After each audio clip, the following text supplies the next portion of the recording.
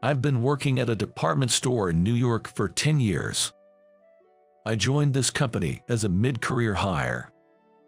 By then, I was already an experienced employee. But suddenly, a new department called store support was established in our branch. And from managers to those in their 30s, dozens of us were transferred. Most of us were single, demoted with this move, and those with managerial positions were stripped of their titles. Because of this, many, including myself, saw a significant decrease in our annual income. In the rapidly worsening economy, it was difficult to see an immediate improvement in performance. It seems they wanted to cut costs by reducing the number of staff with titles. In store support, our main task was to assist in sales, like organizing shelves in the store, something usually done by new employees.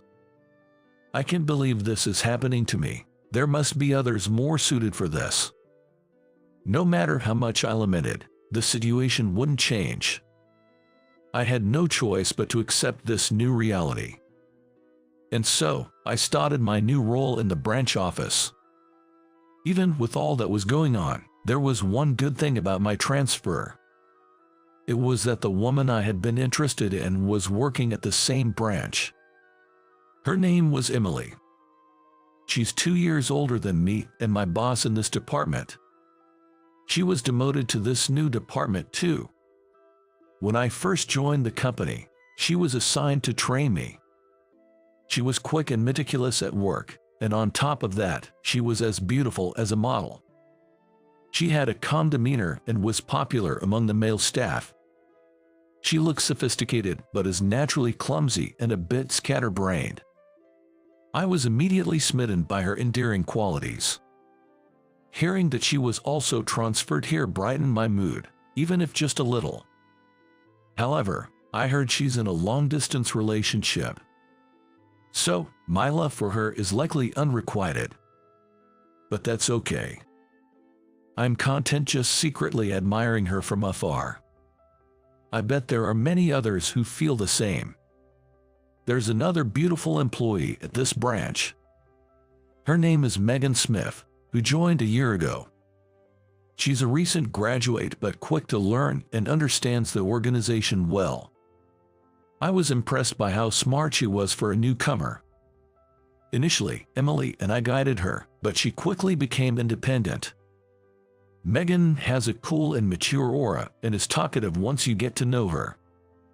Emily, Megan, and I, connected through our mentor roles, became good friends and would often go out for drinks after work. During this time, we got a new boss transferred from another store to our department. My name is Michael. I'm really excited to join this branch. Nice to meet you all. He said that with a bright smile, greeting everyone. Despite being demoted, he seemed very positive. There was something unique about his vibe. Michael was in his mid-40s, tall, fairly handsome, with a sun-tan complexion, and dressed head to toe in branded clothing. Seeing that, I thought he might be a bit of a narcissist. Apparently, he's not married. While greeting the staff, I couldn't help but notice that he seemed particularly focused on Emily. It was almost as if he was sizing her up from head to toe.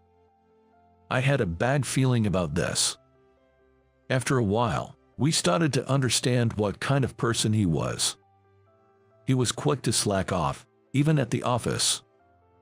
Taking advantage of the fact that there were hardly any executives at this branch, he'd leave work to the male employees and go bother his favorite female colleagues. Emily and Megan were among them. Hey, did you know a new bar just opened up near the station? Let me take you there sometime. Let me know when you're free. I go to the gym every evening after work.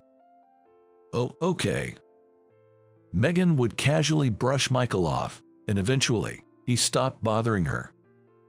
But kind-hearted Emily always responded politely to his annoying approaches.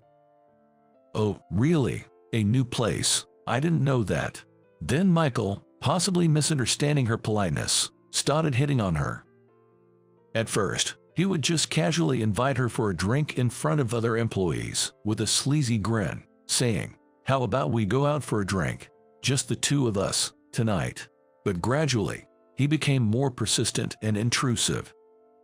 When Emily changed her hairstyle, he even said, "You look pretty, it suits you," and stroked her hair. She clearly looked uncomfortable. Concerned, I suggested to her, "Maybe you should talk to someone higher up about this."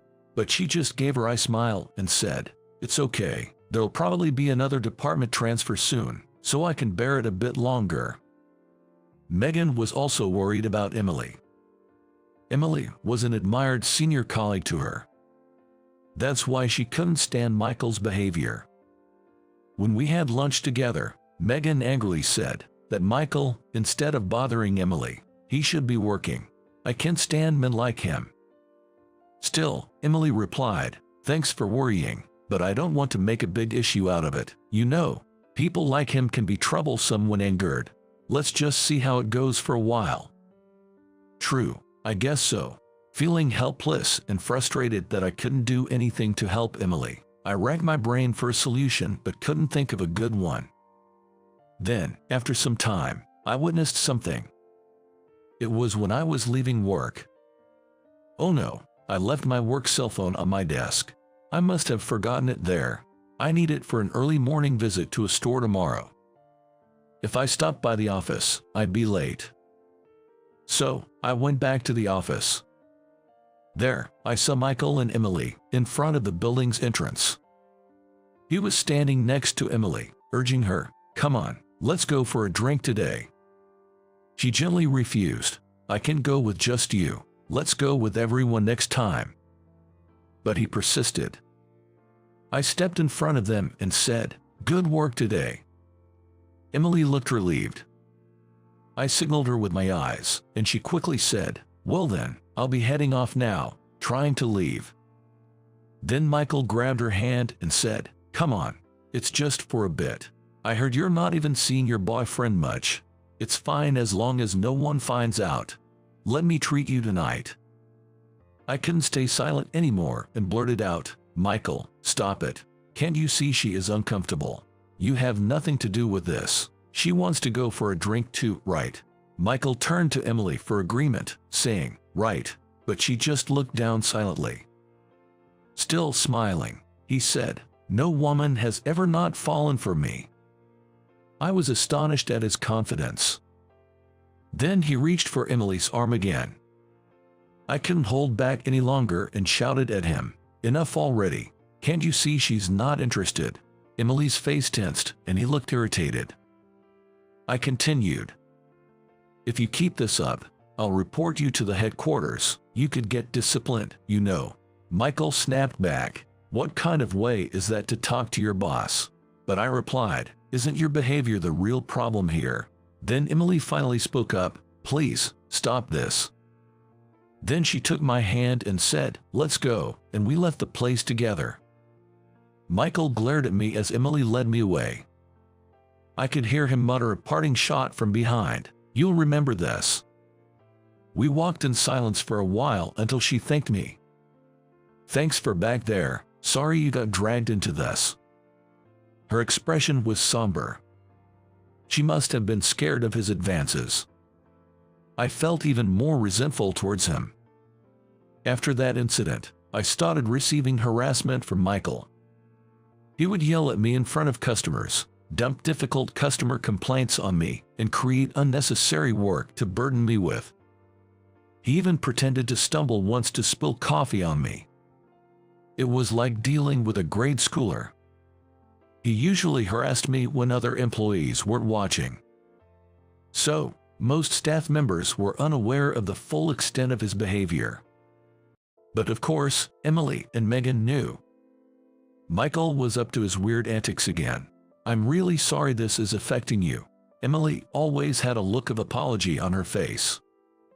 Some time passed, and Megan called me over. "I can't stand him anymore. Leave him to me," she said determinedly. Confused, I asked, What are you planning?" Megan just grinned mysteriously. The next day, something surprising happened, and I understood the meaning behind her words. A human resources manager from the parent company arrived at the branch. "I've been transferred here as of today. I'm Richard Smith from the group headquarters. Nice to meet you." "Wait, Smith, you mean?" Turns out, Megan was his daughter. That explained why she knew so much about the company's organization. Even among department heads, the HR manager from the parent company held more clout. Michael was subservient in front of Richard. But Richard spoke sternly. "I've heard about you from my daughter. It seems you're all play and no work." Apparently, Megan had been documenting Michael's poor work performance and harassment, even gathering video evidence. Michael was visibly shaken by Richard's arrival. Later, Richard called him for a meeting. He kept making excuses, but Richard only said, "Your disciplinary action will be formally announced later," and left. He was dejected, muttering, "This can't be happening." As Richard had declared, disciplinary action was taken against Michael. He was stripped of his managerial role and transferred to a rural store rumored to be closing. He was told he wouldn't be transferred elsewhere until he proved himself there. After Michael's departure, a woman who had previously been a manager was reinstated as the head of our branch. After that, Emily no longer faced any harassment, and peace returned to the branch. I thought I would continue to have enjoyable days as before. But it didn't turn out as smoothly as I hoped. One day, while having lunch with Emily and Megan, Emily had some news. "I've got something to tell you. I'm getting married, and I'm thinking of resigning." She suddenly revealed her plans for marriage and leaving the job. She was finally marrying her long-distance boyfriend. "Congratulations, Emily," Megan exclaimed happily. Her fiancé, who had been working overseas, proposed to her once his job settled down, and she decided to move abroad with him. She looked genuinely happy. Standing in front of her, I couldn't honestly feel happy about her marriage, and that made me feel pathetic. Although I said, "Congratulations," the shock was overwhelming. Maybe deep down, I harbored a secret hope that I still had a chance with her. A month later, Emily left the company. After some time, she sent me a photo with a message saying, "I got married," showing her happiness. I didn't respond. I couldn't. And so, my love for her ended. After that, I focused more on my work than ever before. Richard soon got transferred to the headquarters of our company, and he implemented improvements in the struggling organization. Thanks to him, our department, created for demotions, was dissolved, and now we're part of a team improving stores through marketing approaches. Since Emily's departure, Megan has been looking out for me. Maybe she realized I had an unrequited love for Emily. Megan is kind. She's usually cool, but shows a childlike side when it's just the two of us. I once blurted out to her, "Being with you feels like having a little sister." Then Megan puffed her cheeks and said, "Don't just decide I'm your sister. If anything, I'd rather be your girlfriend." Her face was adorable as she said that. Now, thanks to Megan, I'm gradually regaining my spirits. When we have lunch together, she's always cheerful and seems happy. Her smile is comforting. Hoping for happiness to come my way next, I will spend my days.